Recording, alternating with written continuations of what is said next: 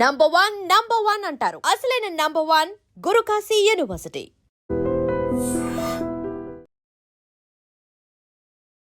Komatireddy Rajagopal Reddy actually నిన్న కూడా కొన్ని వ్యాఖ్యలు చేసిర్రు. నేను దేనికైనా సిద్ధం, నేను మునుగోడు ప్రజల కోసమే నిల్చున్నా, మునుగోడు ప్రజల గురించే మాట్లాడతా, నాకు మంత్రి పదవి ఇయ్యలేదు అందుకే ఫ్రస్ట్రేషన్ లో మాట్లాడుతున్నారు అని చాలా మంది మాట్లాడుతున్నారు. కానీ నేను ఒకవేళ ఎల్బీ నగర్ లో పోటీ చేసి ఉంటే నాకు ఆనాడే మంత్రి పదవి వస్తుండే. కానీ నాకు మునుగోడు ప్రజలే ముఖ్యం అనుకున్నా కాబట్టి ఎల్బీ నగర్ వద్దనుకున్నా, మునుగోడు దగ్గరనే ఉన్నా. సో నాకు మంత్రి పదవి పెద్ద లెక్క కాదు అని చెప్పకనే చెప్తున్నారు. కానీ ఎప్పుడు ఛాన్స్ దొరికినా, ఎక్కడ మాట్లాడే అవకాశం వచ్చినా సరే మాత్రం ఆయన డైరెక్ట్ గా సీఎం రేవంత్ రెడ్డినే టార్గెట్ చేస్తున్నారు. కోపం అంతా సీఎం రేవంత్ రెడ్డి మీదనే ఉన్నట్టు స్పష్టంగా ఆయన మాటల ద్వారా అర్థమవుతోంది. సీఎం రేవంత్ రెడ్డి గారు, మీ భాష మార్చుకోండి, ఆ భాష చూసిన విన్న వాళ్ళందరూ కూడా అసహించుకుంటున్నారు.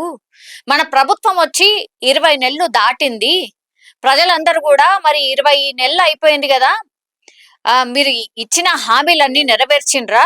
అట్లాగే కమిషన్ అంటున్నారు, సిట్ అంటున్నారు, బీఆర్ఎస్ పార్టీ దోచుకుంది అని చెప్పుతున్నారు. కానీ అసలు ఏమైనా చర్యలు తీసుకుంటున్నారా?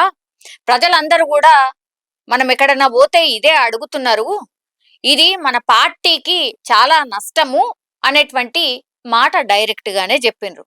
నిన్న ఆ వ్యాఖ్యలు చేసిండు. ఆల్రెడీ మరి ఏమైనా చర్యలు తీసుకుంటదా, ఇవి అన్ని కూడా అధిష్టానం దృష్టికి పోతాయా అనేటువంటిది నిన్నటి వరకు కూడా మాట్లాడినాం. మళ్ళా ఇవాళ తెల్లారొచ్చి కూడా రాజగోపాల్ రెడ్డి గారు డైరెక్ట్ గా సీఎం రేవంత్ రెడ్డి గురించే, మీ భాష మార్చుకోవాలి, మీరు ఇష్టం వచ్చినట్టు మాట్లాడుతున్నారు, తిడుతున్నారు, చేస్తున్నారు, ప్రజలంతా అసహించుకుంటున్నారు అని మాట్లాడాను. అట్లనే సోషల్ మీడియా మీద కూడా మొన్న సీఎం రేవంత్ రెడ్డి ఏవైతే వ్యాఖ్యలు చేసిరో ఆ రోజే ట్వీట్ చేసిండ్రు కూడా. ఇది మీరు ఇట్లా అనడం మంచిది కాదు, ఎందుకంటే డిజిటల్ మీడియా, సోషల్ మీడియా ఉంటేనే కదా మనం కూడా అధికారంలోకి వచ్చింది, అవి చూసే కదా ప్రజలు ఎవరికి ఓట్ అయ్యాలో డిసైడ్ చేసుకున్నది. మరి అప్పుడు సోషల్ మీడియా ముద్దు అన్నప్పుడు ఇప్పుడు ఎందుకు వద్దు అని అంటున్నారు? ఇది కరెక్ట్ కాదు కదా, ఇది మంచిది కాదు కదా, డిజిటల్ మీడియాని టార్గెట్ చేయడం కరెక్ట్ కాదు కదా అని ఇవాళ కూడా మాట్లాడినటువంటి సందర్భం. మరి రాజగోపాల్ రెడ్డి గారు, మీరు ఇట్లా మాట్లాడితే హైకమాండ్ మీ మీద చర్యలు తీసుకోదా? మీరు డైరెక్ట్ సీఎం రేవంత్ రెడ్డినే టార్గెట్ చేసి మాట్లాడుతున్నారు కదా అంటే దానికి కూడా ఆన్సర్ చెప్పారు.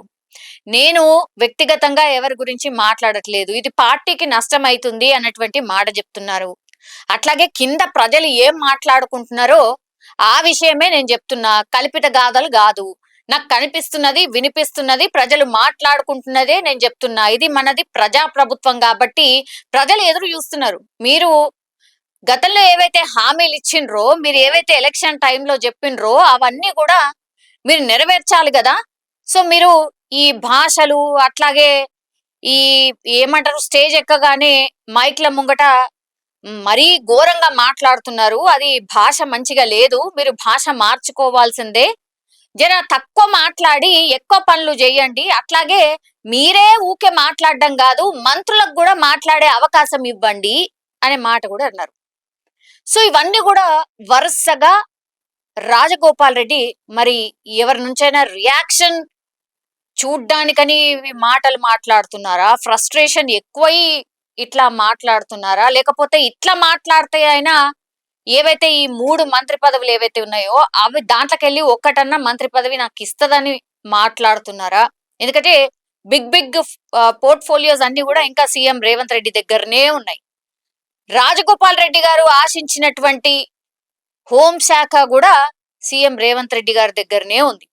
ఆయన డైరెక్ట్ గానే చెప్పారు, నాకు ఈసారి హోంశాఖ పక్క, నేను బీఆర్ఎస్ కి సంబంధించిన పెద్ద పెద్ద నాయకులందరినీ కూడా, అవినీతి పరులు, అవినీతికి పాల్పడిన వాళ్ళందరినీ కూడా నా హయాంలోనే, నేను మినిస్టర్ అయినాక, హోం మంత్రి అయినాక వాళ్ళందరినీ కూడా జైలుకి పంపిస్తా అని డైరెక్ట్ గానే సభలో మాట్లాడినటువంటి పరిస్థితి. అన్ని సభలలో మాట్లాడి ఇక మంత్రి పదవి పక్కా అని అనుకున్నటువంటి రాజగోపాల్ రెడ్డికి ఒక్కసారిగా మొన్న జరిగినటువంటి మంత్రివర్గ విస్తరణ కూడా, అందులో కూడా ఆయన పేరు లేకపోవడం, ఆయనకు మంత్రి పదవి దక్కకపోవడంతో ఇక ఫ్రస్ట్రేషన్ చాలా ఎక్కువ అయిపోయినట్టు స్పష్టంగా అర్థమవుతోంది. ఇంకోటి ఏంటంటే, అసలు ఢిల్లీలో అంత పెద్ద ధర్నా జరుగుతోంది. బీసీలకు సంబంధించిన ధర్నా, 42% రిజర్వేషన్లు ఖచ్చితంగా ఇవ్వాలి అన్నటువంటి ధర్నా ఢిల్లీలో జరుగుతుంది. ఉన్న నాయకులందరూ కూడా పూర్తిగా ఢిల్లీలో ఉన్నారు. మరి రాజగోపాల్ రెడ్డి గారు ఎక్కడున్నారు? రాజగోపాల్ రెడ్డి గారు ఇక్కడనే మన తెలంగాణ రాష్ట్రంలోనే ఉన్నారు, ఢిల్లీలో అయితే లేరు. ఆయన ఇక్కడ రకరకాల కార్యక్రమాలల్లో పార్టిసిపేట్ చేస్తున్నారు. మళ్ళా ఇవాళ ఈ హాట్ కామెంట్స్ అయితే చేశారు. మరి ఇవన్నీ గమనించుకుంటుంది కదా హైకమాండ్. మరి ఆయన ఏమైనా పిలిపించి మాట్లాడుతుందా? అసలు కోపం ఎవరి మీద? నిజంగా రేవంత్ రెడ్డి గారు అంటే ఆయన ఎప్పుడైతే బీజేపీ నుంచి కాంగ్రెస్ లోకి రావాలి అనుకున్నప్పుడు రేవంత్ రెడ్డి హామీ ఇచ్చారా? సీఎం రేవంత్ రెడ్డి హామీ ఇచ్చిండ్రా, లేకపోతే హైకమాండ్ హామీ ఇచ్చిందా మంత్రివర్గ కూర్పులో ఖచ్చితంగా మీకు ప్లేస్ ఉంటుంది అని? అంటే కోపం కేంద్రంలో ఉన్నటువంటి హైకమాండ్ మీద, కానీ ఫ్రస్ట్రేషన్ మాత్రం సీఎం రేవంత్ రెడ్డి మీద చూపిస్తున్నారా అన్నటువంటి వాదన కూడా ఇప్పుడు గట్టిగా కాంగ్రెస్ పార్టీలో వినిపిస్తోంది.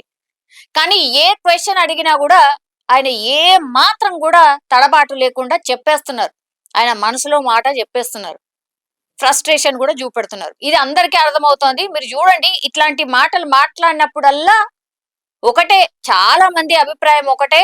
మనం కింద వీడియోలో కామెంట్లు చూసినా ఒకటే చెప్తారు, వచ్చా ఈయనకు మంత్రి పదవి రాలేదు కాబట్టి ఈయన ఈ ఫ్రస్ట్రేషన్ అంతా చూపెడుతున్నాడు, ఒకవేళ మంత్రి పదవి వస్తే ఇట్లాంటి మాటలు మాట్లాడతారా అనేటువంటిది కూడా చాలా మంది కామెంట్ చేస్తున్న సిచ్యువేషన్. సరే, వరుసగా ఇట్లా కోమటిరెడ్డి రాజగోపాల్ రెడ్డి కామెంట్ చేయడం కరెక్టేనా? ఇది ఒక రకంగా అస్త్రాన్ని అందించినట్టు కాదా ప్రతిపక్షాలకి? అట్లాగే కాంగ్రెస్ పార్టీలో ఏదో జరుగుతోంది, అసలు కాంగ్రెస్ పార్టీలోనే సఖ్యత లేదు, అసలు ఏకంగా సీఎం రేవంత్ రెడ్డి మీదనే మాట్లాడుతున్నారు. గతంలో ఎప్పుడైనా సీఎంలను దూషించిన సందర్భాలు మనం చూసామా? ఇట్లాంటివి కూడా చాలా మంది మాట్లాడుకుంటున్నారు. సో మీకు ఈ కామెంట్స్ చూసిన తర్వాత, రాజగోపాల్ రెడ్డి చేసినటువంటి కామెంట్స్ చూసిన తర్వాత మీకు ఏమనిపిస్తోంది? మీరు కూడా మీ అభిప్రాయాన్ని కామెంట్ రూపంలో తెలియజేయాల్సిందిగా కోరుతున్నాం. నిజంగా ప్రస్తుతం ఉన్నటువంటి సమాజం దేనికి ప్రయారిటీ ఇస్తుంది? ఆర్థిక సంబంధాల చుట్టూ మాత్రమే తిరుగుతోంది. మళ్ళీ ఎన్నికలంగానే చాలా విరక్తి కలుగుతాం. మంచి అనిపిస్తుంది కదా, లేడీస్ కూడా ఛాలెంజింగ్ జాబ్స్ చేసినప్పుడు చాలా బాగుంటది. ట్రాఫిక్ అసిస్టెంట్స్ గా నియమించిన ట్రాన్స్జెండర్స్ అందరితో సాల్యూట్ చేయించుకుంటున్నారు. ఫుడ్ డెలివరీ ఇవ్వటానికి వెళ్ళినటువంటి డెలివరీ బాయ్ అనిల్ పై కళ్ళ ముందు పిల్లని కొట్టి